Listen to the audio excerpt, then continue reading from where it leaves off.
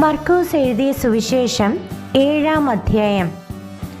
യെരൂശലേമിൽ നിന്ന് പരീശന്മാരും ചില ശാസ്ത്രിമാരും അവന്റെ അടുക്കൽ വന്നുകൂടി. അവന്റെ ശിഷ്യന്മാരിൽ ചിലർ ശുദ്ധിയില്ലാത്ത എന്ന് വെച്ചാൽ കഴുകാത്ത കൈകൊണ്ട് ഭക്ഷണം കഴിക്കുന്നത് അവർ കണ്ടു. പരീശന്മാരും യഹൂദന്മാരൊക്കെയും പൂർവന്മാരുടെ സമ്പ്രദായം പ്രമാണിച്ച് കൈ നന്നായി കഴുകിയിട്ടല്ലാതെ ഭക്ഷണം കഴിക്കുകയില്ല. ചന്തയിൽ നിന്ന് വരുമ്പോഴും കുളിച്ചിട്ടല്ലാതെ ഭക്ഷണം കഴിക്കുകയില്ല. പാനപാത്രം, ഭരണി, ചെമ്പ് എന്നിവ കഴുകുക മുതലായി പലതും പ്രമാണിക്കുന്നത് അവർക്ക് ചട്ടമായിരിക്കുന്നു. അങ്ങനെ പരീശന്മാരും ശാസ്ത്രിമാരും, നിന്റെ ശിഷ്യന്മാർ പൂർവന്മാരുടെ സമ്പ്രദായം അനുസരിച്ച് നടക്കാതെ ശുദ്ധിയില്ലാത്ത കൈകൊണ്ട് ഭക്ഷണം കഴിക്കുന്നത് എന്ത് എന്ന് അവനോട് ചോദിച്ചു. അവൻ അവരോട് ഉത്തരം പറഞ്ഞത്, കപടഭക്തിക്കാരായ നിങ്ങളെക്കുറിച്ച് യെശയ്യാവ് പ്രവചിച്ചത് ശരി. ഈ ജനം അധരം കൊണ്ട് എന്നെ ബഹുമാനിക്കുന്നു, എങ്കിലും അവരുടെ ഹൃദയം എങ്കിൽ നിന്ന് ദൂരത്ത് അകന്നിരിക്കുന്നു. മാനുഷ്യ കൽപ്പനകളായ ഉപദേശങ്ങളെ അവർ ഉപദേശിക്കുന്നത് കൊണ്ട് എന്നെ വ്യർത്ഥമായി ഭജിക്കുന്നു എന്ന് എഴുതിയിരിക്കുന്നത് പോലെ തന്നെ നിങ്ങൾ ദൈവകൽപ്പന വിട്ടും കളഞ്ഞ് മനുഷ്യരുടെ സമ്പ്രദായം പ്രമാണിക്കുന്നു.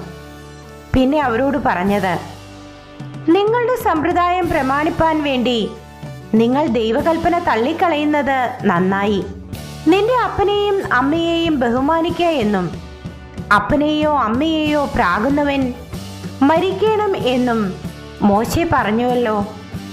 നിങ്ങളോ ഒരു മനുഷ്യൻ അപ്പനോടോ അമ്മയോടോ നിനക്ക് എന്നാൽ ഉപകാരമായി വരേണ്ടത് വഴിപാട് എന്നർത്ഥമുള്ള ഖുർബാൻ എന്ന് പറഞ്ഞാൽ മതി എന്ന് പറയുന്നു. തൻ്റെ അപ്പനോ അമ്മയ്ക്കോ മേലാൽ ഒന്നും ചെയ്യുവാൻ അവനെ സമ്മതിക്കുന്നതുമില്ല. ഇങ്ങനെ നിങ്ങൾ ഉപദേശിക്കുന്ന സമ്പ്രദായത്താൽ ദൈവകൽപ്പന ദുർബലമാക്കുന്നു. ഈ വക പലതും നിങ്ങൾ ചെയ്യുന്നു. പിന്നെ അവൻ പുരുഷാരത്തെ അരികെ വിളിച്ച് അവരോട്, എല്ലാവരും കേട്ട് ഗ്രഹിച്ചുകൊള്ളുവിൻ. പുറത്തുനിന്ന് മനുഷ്യന്റെ അകത്ത് ചെല്ലുന്ന യാതൊന്നിനും അവനെ അശുദ്ധമാക്കുവാൻ കഴിയുകയില്ല. അവനിൽ നിന്ന് പുറപ്പെടുന്നത് അത്രേ മനുഷ്യനെ അശുദ്ധമാക്കുന്നത്. കേൾപ്പാൻ ചെവിയുള്ളവൻ കേൾക്കട്ടെ എന്ന് പറഞ്ഞു. അവൻ പുരുഷാരത്തെ വിട്ട് വീട്ടിൽ ചെന്ന ശേഷം ശിഷ്യന്മാർ ആ ഉപമയെക്കുറിച്ച് അവനോട് ചോദിച്ചു. അവൻ അവരോട്, ഇങ്ങനെ നിങ്ങളും ബോധമില്ലാത്തവരോ? പുറത്തുനിന്ന് മനുഷ്യന്റെ അകത്ത് ചെല്ലുന്ന യാതൊന്നിനും അവനെ അശുദ്ധമാക്കുവാൻ കഴിയുകയില്ല എന്ന് തിരിച്ചറിയുന്നില്ലയോ? അത് അവന്റെ ഹൃദയത്തിലല്ല, വയറ്റിലത്രേ ചെല്ലുന്നത്, പിന്നെ മറപ്പുരയിലേക്ക് പോകുന്നു. ഇങ്ങനെ സകല ഭോജ്യങ്ങൾക്കും ശുദ്ധി വരുത്തുന്നു എന്ന് പറഞ്ഞു. മനുഷ്യനിൽ നിന്ന് പുറപ്പെടുന്നത് അത്രേ മനുഷ്യനെ അശുദ്ധനാക്കുന്നത്.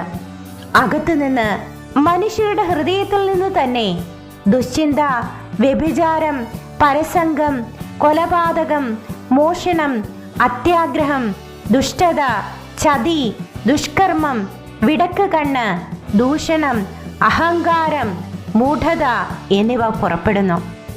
ഈ ദോഷങ്ങളെല്ലാം അകത്തു നിന്ന് പുറപ്പെട്ട് മനുഷ്യനെ അശുദ്ധനാക്കുന്നു എന്നും അവൻ പറഞ്ഞു. അവൻ അവിടെ നിന്ന് പുറപ്പെട്ട് സീദോന്റെയും സോരിന്റെയും അതിർനാട്ടിൽ ചെന്ന് ഒരു വീട്ടിൽ കടന്നു. ആരും അറിയരുത് എന്ന് ഇച്ഛിച്ചു, എങ്കിലും മറഞ്ഞിരിപ്പാൻ സാധിച്ചില്ല. അശുദ്ധാത്മാവ് ബാധിച്ച ചെറിയ മകൾ ഉള്ളൊരു സ്ത്രീ അവന്റെ വസ്തുത കേട്ടിട്ട് വന്ന് അവന്റെ കാൽക്കൽ വീണു.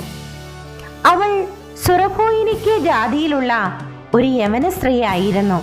തന്റെ മകളിൽ നിന്ന് ഭൂതത്തെ പുറത്താക്കുവാൻ അവൾ അവനോട് അപേക്ഷിച്ചു. യേശു അവളോട്, മുൻപേ മക്കൾക്ക് തൃപ്തി വരട്ടെ, മക്കളുടെ അപ്പം എടുത്ത് ചെറുനായ്ക്കൾക്ക് ഇട്ടുകൊടുക്കുന്നത് നന്നല്ല എന്ന് പറഞ്ഞു. അവൾ അവനോട്, അതേ കർത്താവേ, ചെറുനായ്ക്കളും മേശയ്ക്ക് കീഴെ കുട്ടികളുടെ അപ്പനുറുക്കുകളെ തിന്നുന്നുവല്ലോ എന്ന് ഉത്തരം പറഞ്ഞു.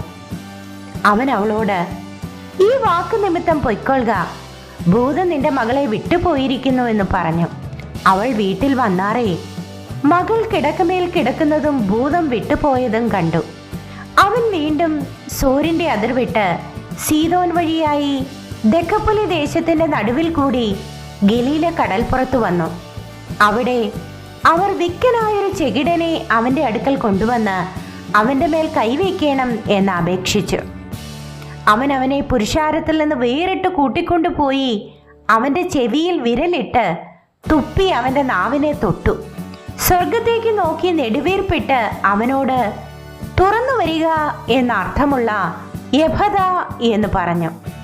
ഉടനെ അവൻ്റെ ചെവി തുറന്ന് നാവിൻ്റെ കെട്ടുമഴിഞ്ഞിട്ട് അവൻ ശരിയായി സംസാരിച്ചു. ഇത് ആരോടും പറയരുത് എന്ന് അവരോട് കൽപ്പിച്ചു. എങ്കിലും അവൻ എത്ര കൽപ്പിച്ചുവോ അത്രയും അവർ പ്രസിദ്ധമാക്കി. അവൻ സകലവും നന്നായി ചെയ്തു. ചെകിടരെ കേൾക്കുമാറാക്കുന്നു, ഊമരെ സംസാരിക്കുമാറാക്കുന്നു എന്ന് പറഞ്ഞ് അത്യന്തം വിസ്മയിച്ചു.